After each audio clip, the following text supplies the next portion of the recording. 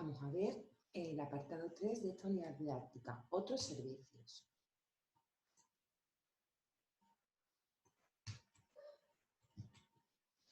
Recursos compartidos. Un ordenador que normalmente es el servidor se configura con una serie de recursos y esto hace que cualquier usuario que esté configurado para poder utilizarlos sea capaz de hacer uso de ellos sin necesidad de tenerlo instalado directamente en su servidor. Para esto se utiliza la arquitectura denominada cliente-servidor. ¿Qué ejemplos tenemos de eso? Bueno, pues para compartir ficheros tenemos que destacar dos sistemas diferentes, DFS y NFS. DFS es usado por Windows Server 2008 y va a permitir acceder a todos los archivos de una forma muy sencilla. NFS es un protocolo de sistemas de archivos distribuidos que sí normalmente se utiliza en las distribuciones de Linux. En la actividad que tenemos asociada a esta transparencia, únicamente lo que nos solicita es que veamos cuál es, qué sistema operativo utiliza cada uno de estos. Podemos encontrar la solución tanto en la explicación como en la misma transparencia. Bien, continuamos. Impresión en red. ¿Qué es eso de impresión en red? Bueno, pues una impresora está compartida en red y la tiene instalada un único ordenador. Si cogemos el modelo de la clase, el ordenador del profesor tiene una impresora instalada. Si la configuramos en red, cualquiera de vosotros, desde vuestros equipos, podéis realizar una impresión que automáticamente se va a imprimir en la impresora asociada a este ordenador.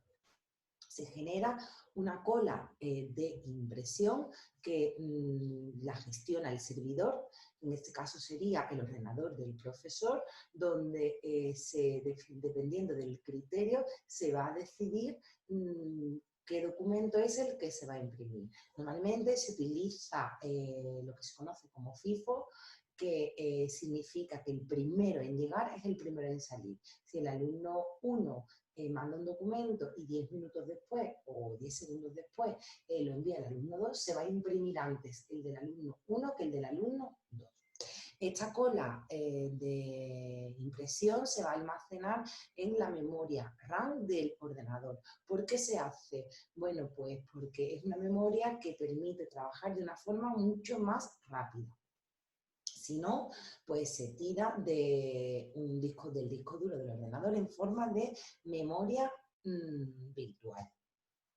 Bien, aquí podemos observar cuáles son los pasos que se siguen para realizar una impresión en red. Gestores de carga, ¿qué es eso? Bueno, pues son una serie de aplicaciones que el objetivo es realizar una bajada de ficheros de internet. ¿Qué ocurre? Que a veces que los ficheros pesan mucho, son muy grandes y necesitamos de algún tipo de gestor que nos permita realizar la bajada de este fichero. Seguro que nos suena Emule o JDBraille. Tenemos una serie de algoritmos, de técnicas que nos va a proporcionar pues, facilidad, nos facilita al usuario el uso de todas estas aplicaciones. Generalmente se marca todo lo que se desea descargar y también siguiendo una serie de criterios se van descargando en un orden establecido. Nuestra transparencia tenemos asociada la actividad 9 y la actividad 10. En la actividad 9 directamente tenemos que buscar 5 gestores de descarga de los existentes hoy en día en Internet y comentar brevemente para qué se utilizan o cuál es la ventaja de este gestor. Y por último, quiero una característica, un motivo por el cual existen los gestores de descarga. Lo hemos visto en la transparencia anterior, por qué surge este tipo de servicios. Copias de seguridad en red. Bueno, pues en una empresa generalmente necesitas realizar una serie de copias de seguridad. cada X tiempo para que los datos, si hubiera algún tipo de problema, no se pierdan. Bien, estas copias se programan y normalmente se hacen en un sistema externo, se utiliza un RAID y lo que se hace es en un horario en el cual no entorpece o no dificulta el trabajo de los empleados o de los usuarios de esos datos.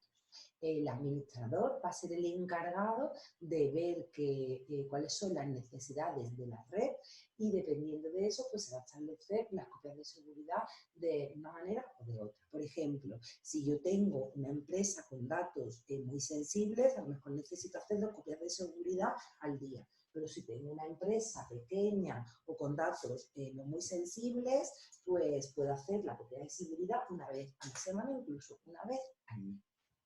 Tenemos varios modos de realizar copias de seguridad. DAS, aquí tenemos la explicación, SAN. Con DAS, ¿qué es lo que significa? Bueno, pues es el método más sencillo y lo que se hace es que se conecta el dispositivo de donde se va a realizar la copia directamente al servidor o al equipo del cual se quiere extraer esa copia de seguridad. Y si ocurriera algún tipo de desastre y se perdiera la información, bueno, pues se cogería esa información y se restablecería. Por ejemplo, aquí tenemos un dibujito donde vemos que un cliente tiene una empresa pequeña, no tiene muchos recursos y con lo cual no puede establecer un sistema de copias de seguridad muy complejo. ¿Qué es lo que hace? Bueno, pues aquí lo que hace es que con un tamaño de 400 gigas, para que sea viable, económico, se conecta directamente al servidor. Y podemos ver el DAS cómo está conectado. SAM, ¿en qué consiste? Bueno, pues da soporte a las operaciones de copia de seguridad. Se instala en el servidor de respaldo, el servidor en el que se van a almacenar todas estas copias o en el RAID y realmente tú tienes la sensación de que está localmente conectada al dispositivo, aunque realmente la comunicación se hace en red. Aquí tenemos un ejemplo, tenemos una red de almacenamiento SAN con los discos, realmente después tenemos la red LAN con cada uno de los equipos.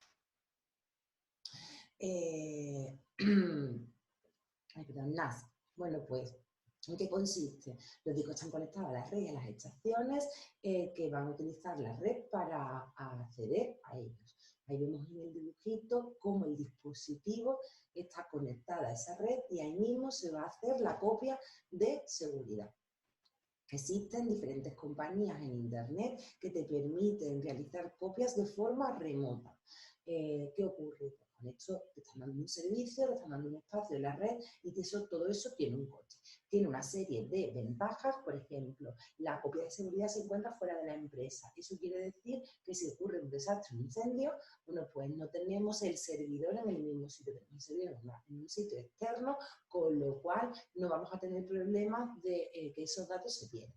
El usuario no tiene que preocuparse de realizar ningún tipo de copia, se garantiza la seguridad de esos datos, ya que en la copia se hace una encriptación de los datos y además se mantiene una versión de los ficheros, es decir, si se hacen diferentes copias voy a tener las diferentes versiones de los ficheros de esas copias. Si tengo que volver a un punto anterior, como si fuera un punto de restauración, no voy a tener ningún tipo de problema. Escritorio remoto, ¿qué es eso de escritorio remoto? Bueno, pues nos permite utilizar un escritorio de un ordenador como si estuviéramos en un ordenador, pero es de forma remota. Pero estamos trabajando directamente sobre ese ordenador. Para poder conectarnos a ese escritorio de forma remota, pues necesitamos conocer la IP de la máquina para poder conectarnos a ella y el puerto por el cual está escuchando. Windows incluye un programa que proporciona esto. Y poco más. Con esto terminamos la explicación del apartado 3 de otros servicios. Ahora vamos a realizar la práctica de escritorio remoto, acceso al escritorio remoto en Windows, que es una práctica guiada y podéis encontrar en la carpeta de prácticas asociadas.